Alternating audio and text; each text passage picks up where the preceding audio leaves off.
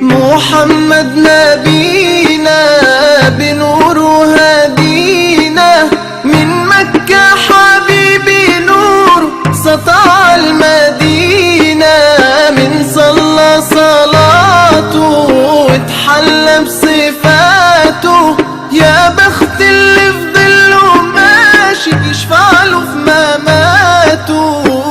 صلي وبركاته.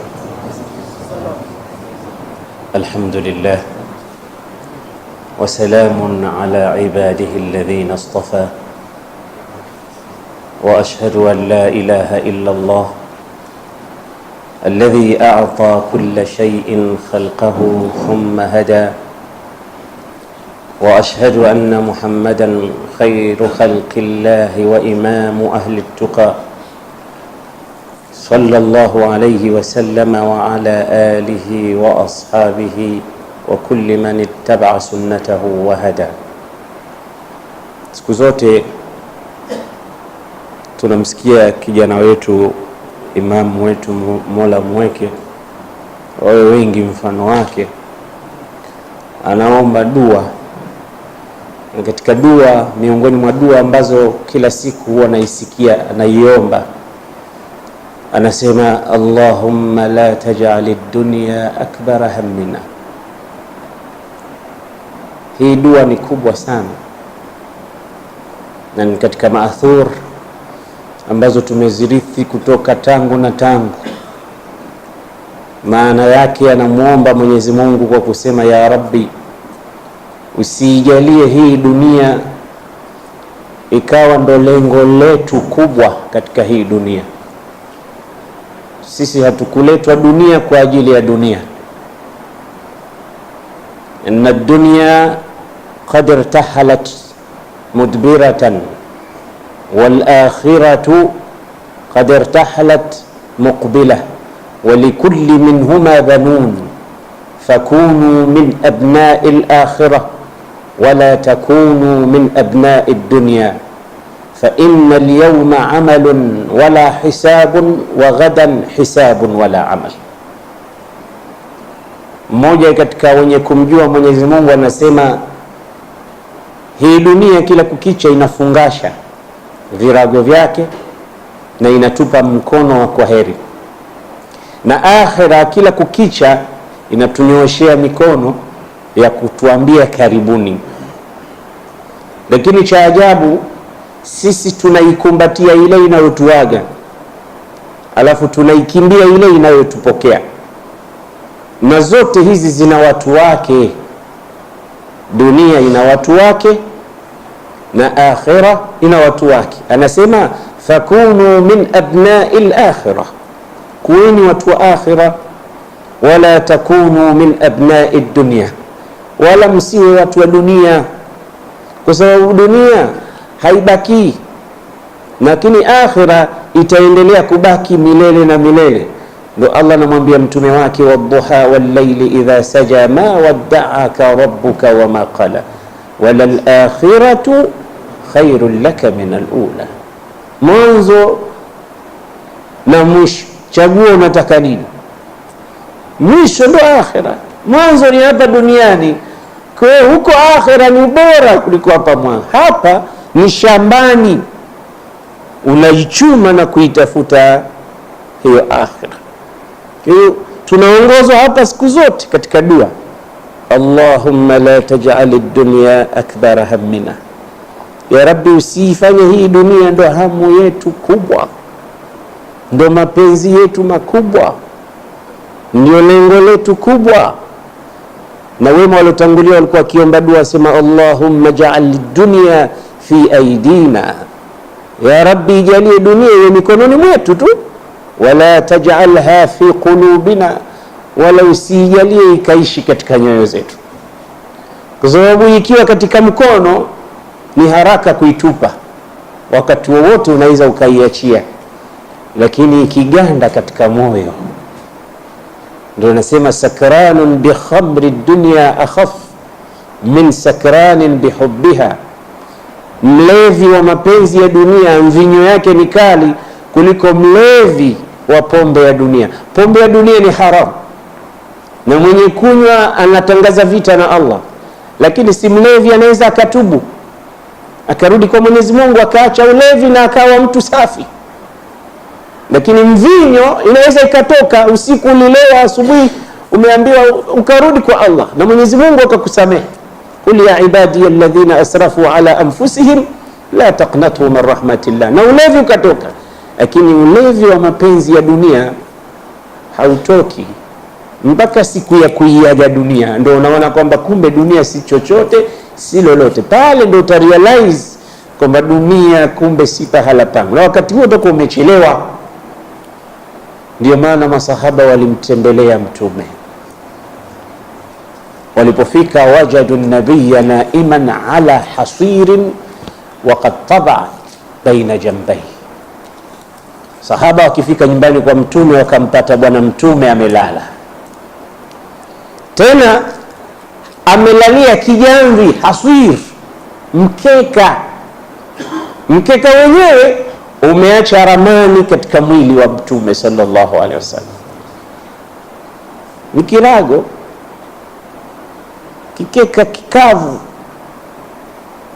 wala sio carpet, kimeuathiri mwili wa bwana Mtume. Masahaba wakaanza kukamua macho yao kwa machozi, wanalia kuona hali ile. Wanasema tumekumbuka namna ya maisha ya Kisra na Kaisar, wafalme wao yatanaamun, wako katika neema, wanalalia maarika, masofa set, wanalalia Mtume wetu analalia kijamvi mpaka kinamwacha ramani. Makafiri wanalala katika neema. Ndio yule mshairi aliposema, tamutu al-usdu fil ghabati ju'an wa lahmu dha'nin yurma lilkilabi. Simba anakufa njaa mwituni,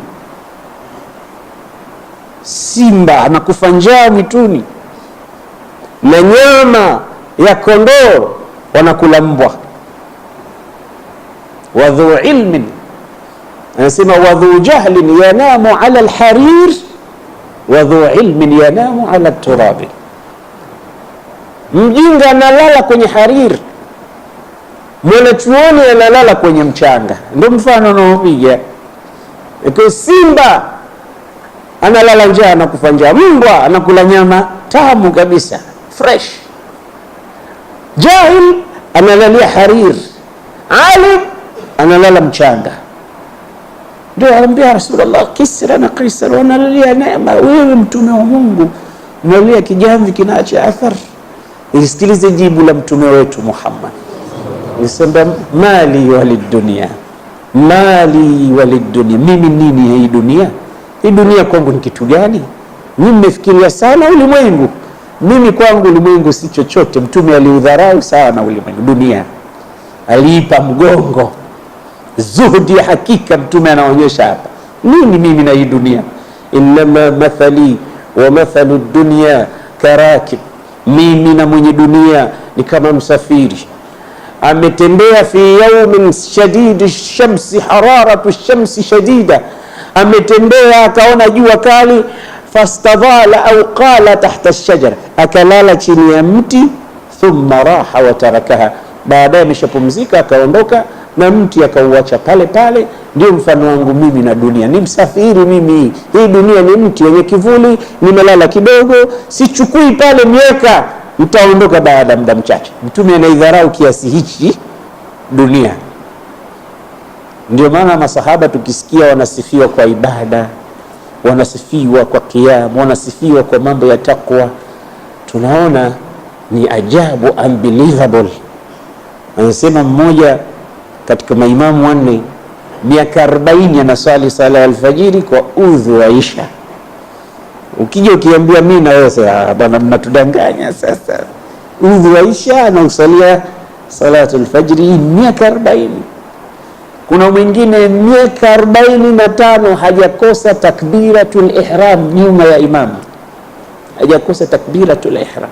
Ile imamu anakwenda Allahu akbar na yuko naye, wewe unakuja unasikia sala inakimiwa huko, bado unaongea na mwenzako, unaidharau ile takbiratul ihram. Ushafika msikitini bado unapiga story tu. Mtume anakuambia kuna thawabu kubwa katika takbiratul ihram. Ukiafikiana na imam safu al-awwal, kimbilia katika sehemu. Mtume sallallahu alayhi wasallam anakuhimiza wewe, ushafika hasa msikitini, umetoka kwenu, lakini bado unapiga story. Kuna watu walikuwa hawataki maskhara na sala na ibada, yote ni kuidharau dunia, lakini Mtume alituogopea kitu, na kitu chenyewe ni mapenzi ya dunia. Hubbu dunia, kuipenda sana dunia ndio kunarithisha maovu mengi. Hubbu dunia rasu kulli khati'ah, kichwa cha makosa yote, madhambi yote, chanzo chake ni kuipenda dunia. Hii dunia, Sayyiduna Ali alitupa darsa kubwa. Anasema siku miongoni mwa siku alijiliwa na bwana mmoja na makaratasi yake na kalamu yake, anamwambia nataka uniandikie khat ya kumiliki nyumba, nimeinunua nyumba zuri, na hivi Mungu anibarikie, kesho nipate nyingine, na kesho kutwa na kesho kutwa. Kwa hiyo uktub li aqda shira'i albayti ya Ali. Ali akamtizama akaona maskini kweli, huyu kijana ameghafilika mghafiliko mkubwa. Nini unataka? Nisema nyumba, niandikie hati yake ya kumiliki kwa mkono wako. Wewe ni mtu mtukufu, wewe ni mtu bora, Mungu anibarikie niwe mtu wa majumba tu mimi siku zote. Ali akachukua kalamu akaandika, Bismillahir Rahmanir Rahim, laqad ishtara mayitun min mayitin daran, hakika amenunua maiti kutoka kwa maiti mwenzake nyumba. Laha hududul arba'a, kuna mipaka minne. Alhaddul awwal yantahi ila almaut, walhaddu athani yantahi ila alqabr, walhaddu athalith yantahi ila alhisab, walhaddu arrabi' yantahi imma ila aljannati wa imma ila an-nar. Huyu bwana maana hata kumiliki nyumba, kushoto iko nyumba ya bwana fulani, kulia iko nyumba ya bwana fulani, mbele yake kuna chuo cha watu fulani, nyuma yake kuna soko fulani, ndio nataka mwenyewe. Sasa naambia maiti kanunua kutoka kwa maiti mwenzake nyumba, aliyenunua maiti na aliyeuza wote maiti.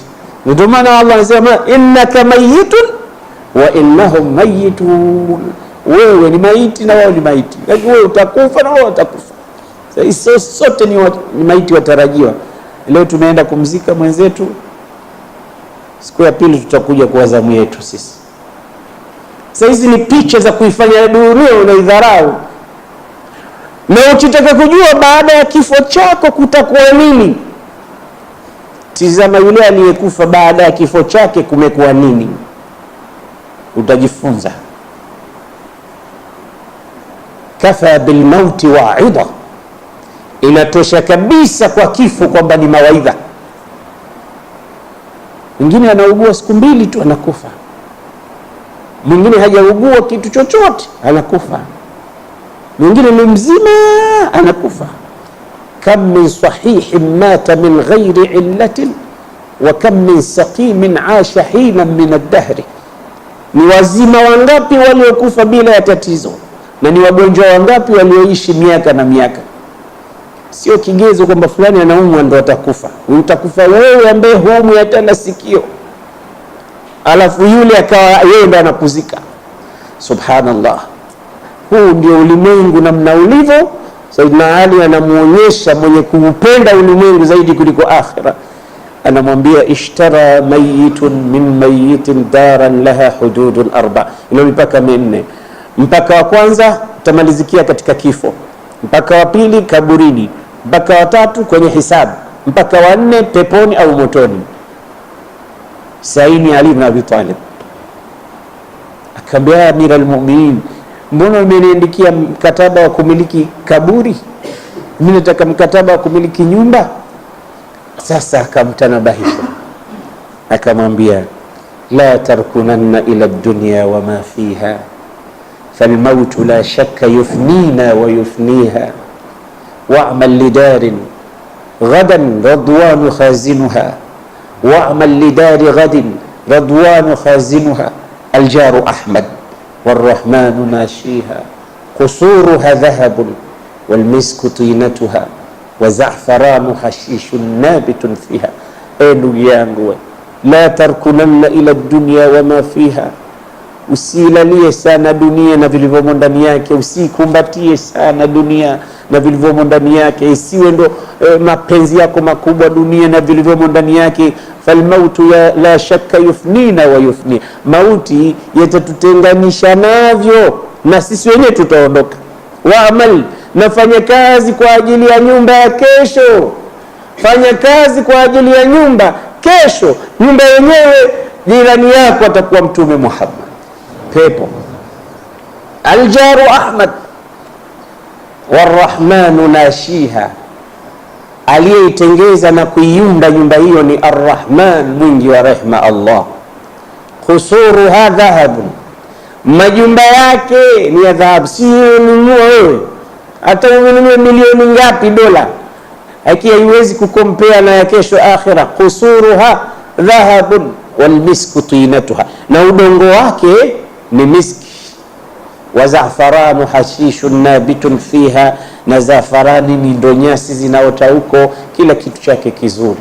Bwana akapewa mawaidha, akapewa mawaidha, akapewa mawaidha, pendo la kuipenda dunia likaondoka, akaipenda akhira pale pale. Akaambia Amir al-Mu'minin Ali, ushhidu Allah wa ushhiduk, namshuhudisha Mwenyezi Mungu na wewe ni shahidi hapa, annani qad tasaddaqtu bid-dar, hiyo nyumba niliyoinunua nimeiacha fi sabilillahi sadaqa, liyubaddila Allahu li daran ghayraha, ili Mwenyezi Mungu akanipe hiyo nyumba ulionisifia, hii haina tena maana kwangu mimi. Maisha ya duniani, ndugu yangu Muislamu, hata yawe ghali kiasi gani, hayadumu. Hata yawe vipi, hayana thamani kama maisha ya kesho akhira. Na uwe na umri utakavyokuwa, msemaji anasema al-umru mahma tala, umri utakavyokuwa mrefu, fala budda min dukhulil qabr, lakini lazima utaingia kaburini.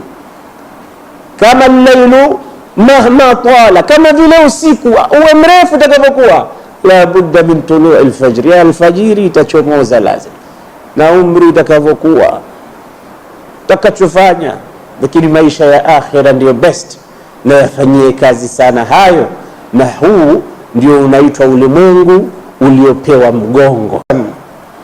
Kulitajwa baadhi ya ulama az-zahidin ambao waliipa sana dunia mgongo, mmoja wao akiitwa Hasanul Basri.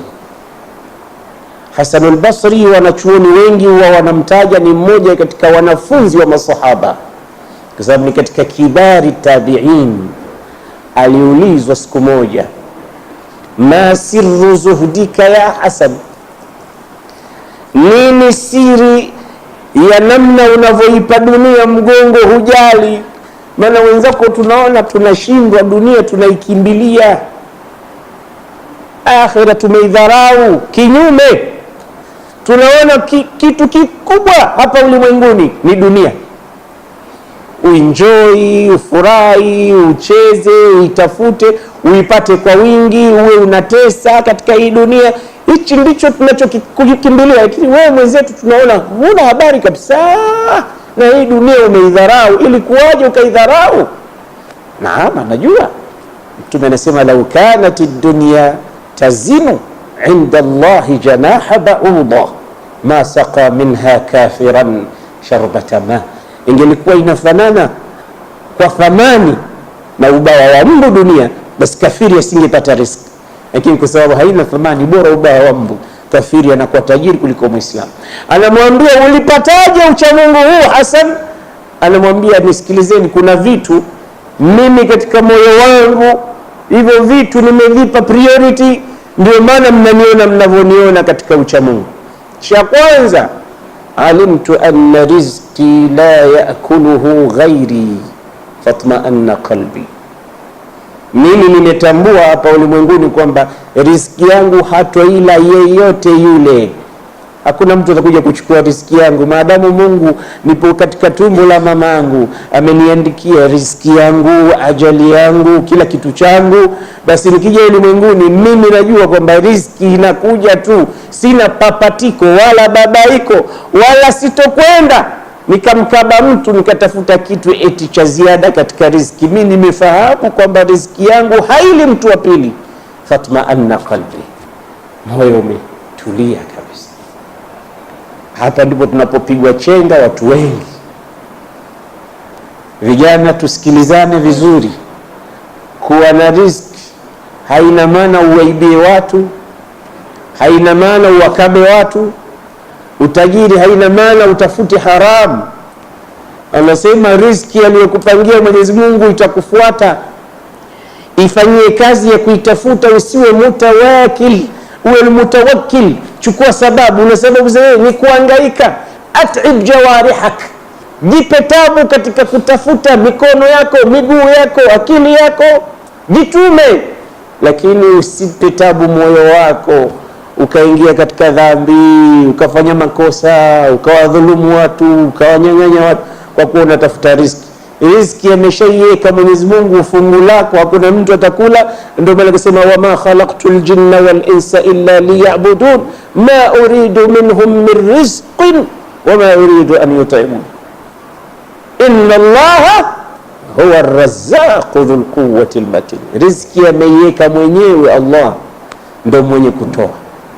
Ndio al-Asma'i alayhi rahmatullah, siku moja alikuwa anasafiri anakwenda zake haji.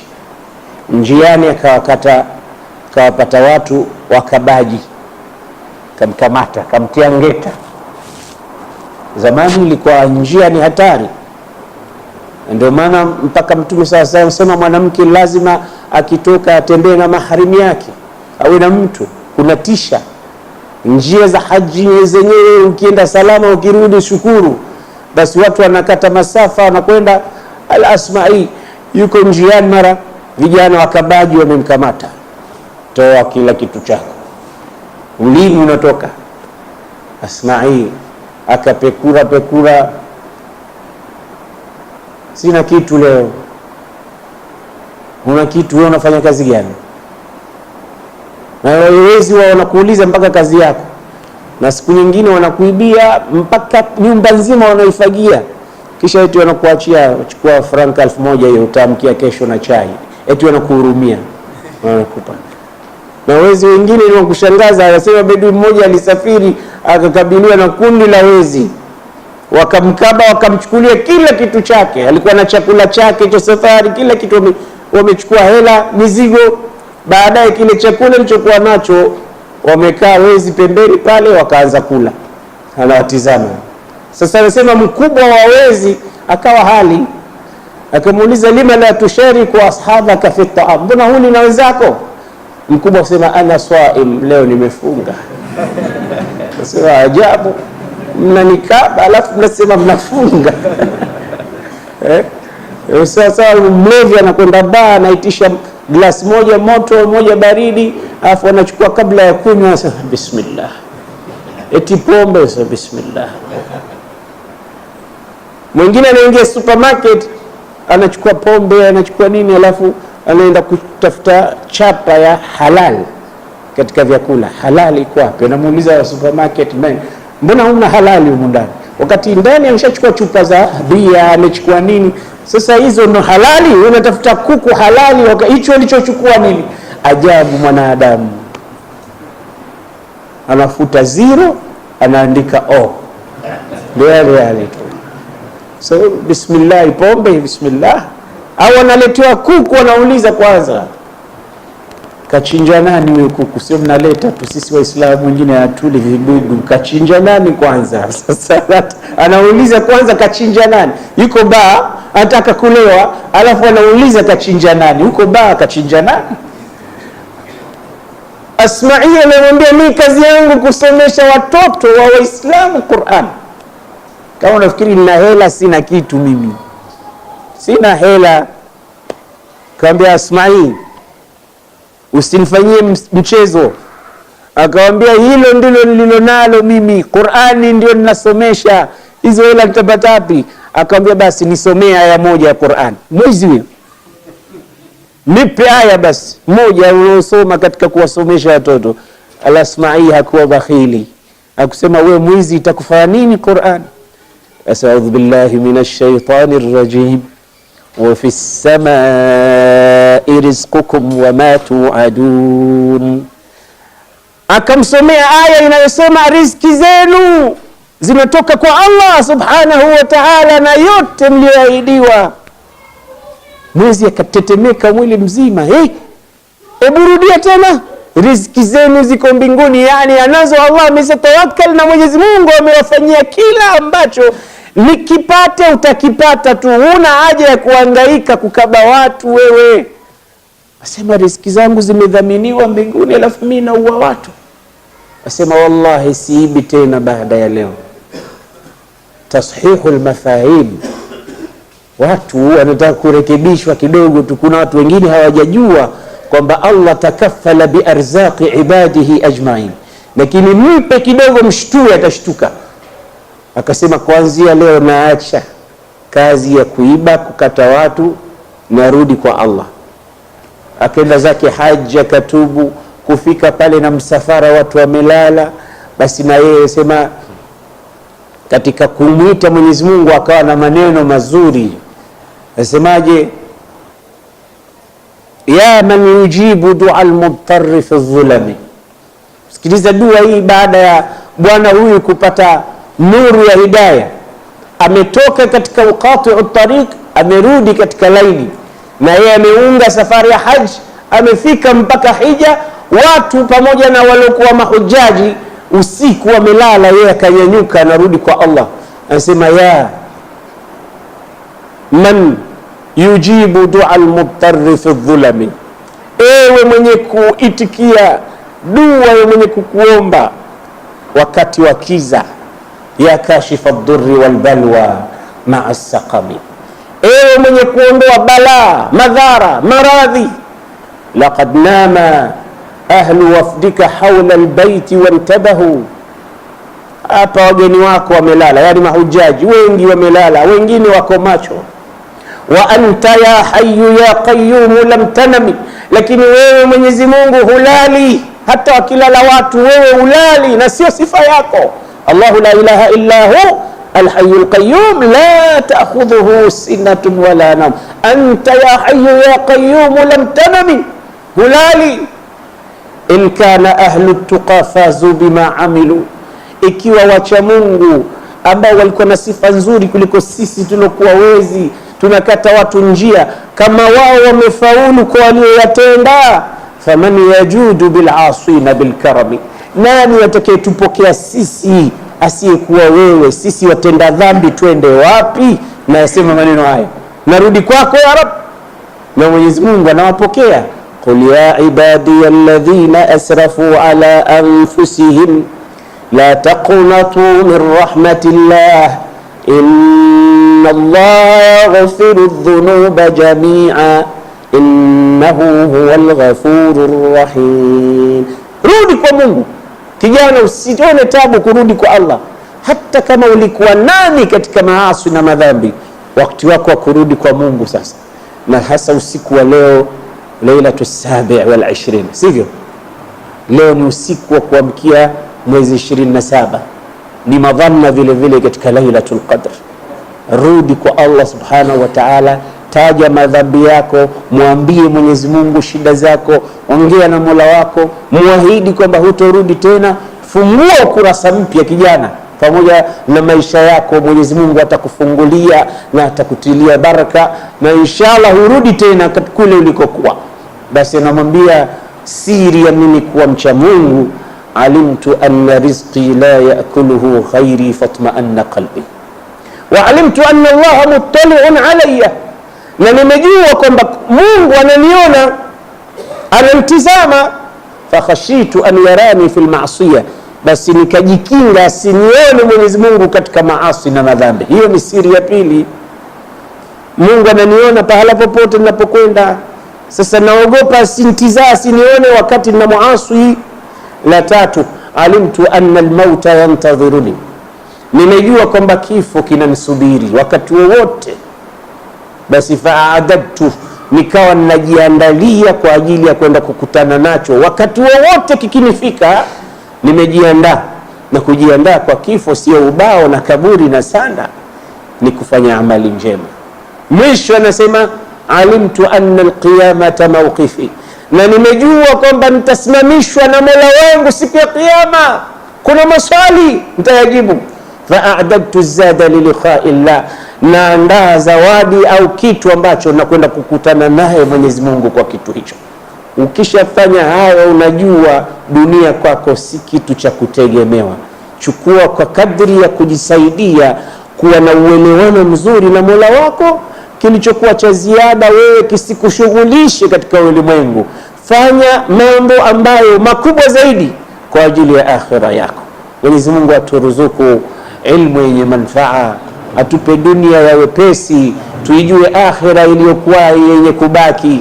Atujalie miongoni mwa watu ambao wanatoka katika dhambi kwenda katika huruma za Allah, wanatoka katika maasi kwenda katika neema za Allah, wanatoka katika jali za vitu ambavyo ni vichafu kwenda katika usafi wa dini ya Kiislamu. Rabbana arina alhaqqa haqqan warzuqna ittibaa wa arina albatila batilan warzuqna ijtinaba ya hayyu ya qayyum birahmatika nastaghith wa min adhabika nastajir wa sallallahu ala nabiyyil karim sayyidina Muhammad wa ala alihi wa sahbihi wa sallam. Jazakallahu khairan.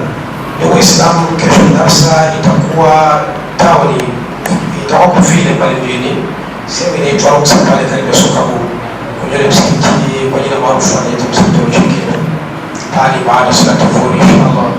Halafu tunapenda kutoa tahadhari kidogo kwa siku ndugu zetu walikuwa na magari, unaona kuna watoto wadogo na kina mama. Sasa tunaomba watu wanapoondosha gari waondoke taratibu bila kutumia kasi, bila kutumia yani kidogo tunaeleza kwa kinga tatokea yani tunapata gari ghafla na mimi katika watu tuliwa jana, lakini Mwenyezi Mungu atusamehe inshallah.